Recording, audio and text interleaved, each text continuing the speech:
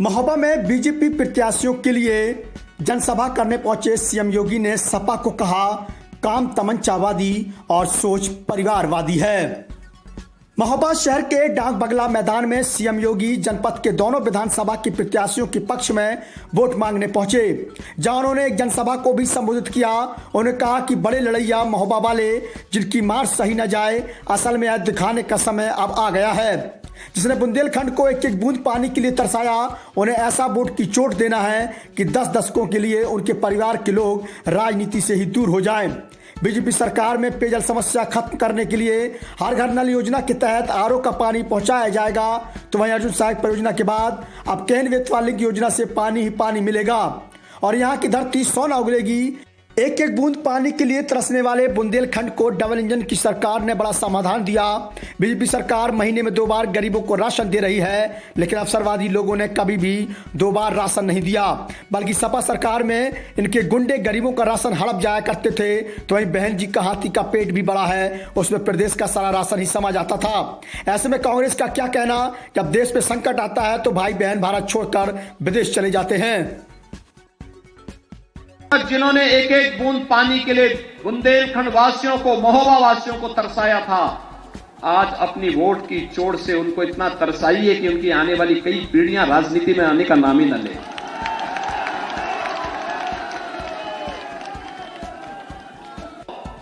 खनन के साथ साथ उन्होंने हर जिले में उनके बुर्गों ने अवैध तमंचों की फैक्ट्री लगा दी थी, तमंचा बना दिया था। ये समाजवादी है ना, नाम समाजवादी है लेकिन काम तमंचावादी है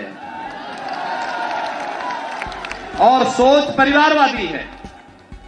यानी इनका विकास क्या है कि सिपाही खानदान का विकास हो, बाकी सब भाड़ में चला जाए, यही करते थे। और जगह जगह तमंचों की फैक्ट्री लगा करके युवाओं के जीवन के साथ खिलवाड़ करते थे। सपा के गुर्गे सब राशन खा जाते थे। बसपा की सरकार में बहन जी का हाथी का पेट ही इतना बड़ा है कि पूरे प्रदेश का राशन ही उसमें समा जाएगा।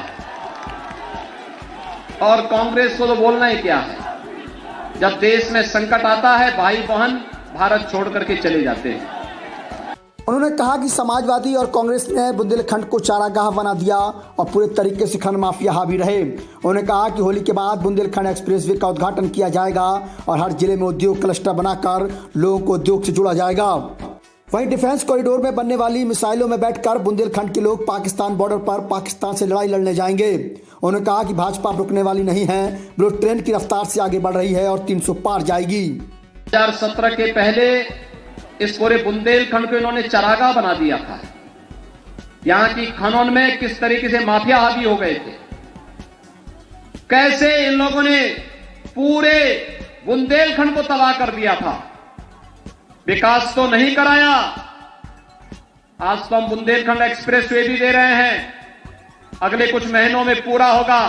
जब सरकार 10 मार्च को बनेगी, होली के बाद भव्य तरीके से धूम धड़ाके के साथ आपके बुंदेलखंड एक्सप्रेसवे का भी उद्घाटन होगा। सपा के लोग परेशान हैं, वहां चाचा भतीजा इस बात के लिए परेशान है कि अगर एक कमाई उनकी बंद हो गई तो फिर कहां जाएंगे लोग,